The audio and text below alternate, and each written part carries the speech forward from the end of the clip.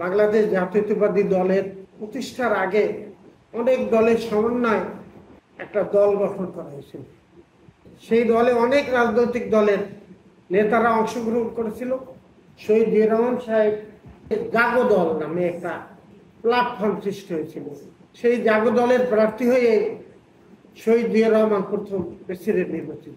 আমি সহ আমার অনেক বন্ধু বান্ধব আমরা বরিশালের সেই জাগো দলের প্রথম সদস্য। পরবর্তী সময় যখন অঙ্গ সংগঠনগুলো করা হয়, যে একটা রাজনৈতিক দলের মূল দলের পাশাপাশি অঙ্গ সংগঠন প্রয়োজন দলটা পরিচালনা করার জন্য, সেই সময় আমি যুব দলের অংশগ্রহণ করি। আমি যুব দল বরিশাল শহর শাখার সভাপতি নির্বাচিত হই। এভাবে আমরা অঙ্গ সংগঠন দিয়েই আমরা জাতীয়তাবাদী দলের বিভিন্ন অঙ্গ সংগঠনগুলো আমরা প্রতিষ্ঠিত করেছি। এই যে আমাদের জাতীয়তাবাদী ছাত্র দল, এই ছাত্র দল কিন্তু আমাদের যুব দলের হাত থেকে সৃষ্টি। আমাদের যারা ঊর্ধ্বতন নেতা ছিলেন, আব্দুর রহমান বিশ্বাস, অধ্যক্ষ ইউনুস খান সহ, তারা আমাদেরকে বুদ্ধি পরামর্শ দিয়েছে। আমরা ছাত্র দল বিভিন্ন কলেজে প্রতিষ্ঠিত করেছি। একইভাবে শ্রমিক দল, আপনারা দেখেন না, বরিশালে ছাত্রলীগ যেরকম শক্তিশালী ছিল বিভিন্ন কলেজে, তার চাইতে বেশি শক্তিশালী ছিল শ্রমিক সংগঠন। যেরকম ঘাট শ্রমিক, মাঝি মাল্লা, তখন তো ইঞ্জিন চালিত বোট ছিল না, নৌকা, তারপর হোটেল শ্রমিক, এরকম অঙ্গ সংগঠনগুলো অনেক তাদের বেশিরভাগ ছিল। আমরা মরহুম হাজী ওসমান সাহেবরে দিয়ে আমরা রিক্সা শ্রমিক সংগঠন প্রতিষ্ঠিত করি। আস্তে আস্তে আমরা এই সংগঠনটা অনেক বড় বিল্ড আপ। আমরা ঘাট শ্রমিক প্রতিষ্ঠিত করছি। জয়নাল মারা গেছে, জয়নালের মতন আরো কিছু লোকজন ছিল, আমরা তাদেরকে দিয়ে ঘাট শ্রমিক করছি।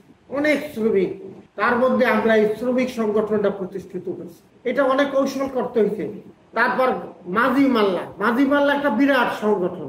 সেই আমানতগঞ্জের বেলতলা খেয়াঘাট থেকে চানমারি পর্যন্ত মাঝি মাল্লার সংগঠন। আমরা এটার মধ্যেও ঢুকছি, এই যুব দল। তা আমরা ওদের আওয়ামী লীগের সংগঠনের পাশাপাশি আমরা মাঝি মাল্লার সংগঠনও করে ফেলাইছি। তো তাদের সাথে আমাদের একটা ব্যালেন্স হয়ে গেছে। তারপর হইলে হোটেল শ্রমিক, লঞ্চ ঘাটের পাশাপাশি অনেক হোটেল ছিল। হেমায়তুদ্দিন রোড, যেটা গির্জা মহল্লা বলে, ওই জায়গায় হোটেল ছিল। বরিশালে অসংখ্য হোটেল। তারপর বিএডিসির ওইটার সংগঠনে আমাদের বন্ধু ছিল মামুন, ও চাকরি করতো ওই জায়গায়, তাকে দিয়ে আমরা একটা বড় সংগঠন করছি। এভাবে আমরা যুব দল সেই সময় নেতৃত্ব দিয়ে এই সংগঠনগুলো করছি। পাশাপাশি আমরা বিভিন্ন থানা লেভেলেও আমরা আমাদের বরিশালের সুসংগঠিত করছি।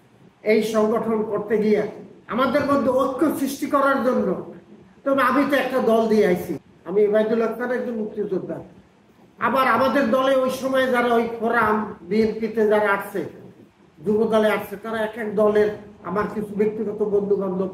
আমরা এই বরিশালটারে যে এত শক্তিশালী বিএনপি, এটার মূল কারণ হচ্ছে আমাদের এইসব কারণ করতে গিয়ে আমাদের একটা ঐক্য সৃষ্টি করতে হয়েছে। তাদের পরিবারের মধ্যে আমরা ঢুকে যাইতাম। এভাবে আমরা একটা পরিবার গঠন করে ফেলাইছি। আমাদের এই পরিবার অনেক শক্তিশালী ছিল। এখন আমি মনে করি সেই পরিবারের যারা আছে জীবিত অনেকেই মারা গেছে, অনেকেই মারা গেছে। তারপরেও যারা আছে তাদের মধ্যে যেন ঐক্য থাকে, আমি আপনাদের মাধ্যমে বলতে চাই। একজন লোকে বারে বারে আমি সবকিছু পাই, এইটা যেন না হয়।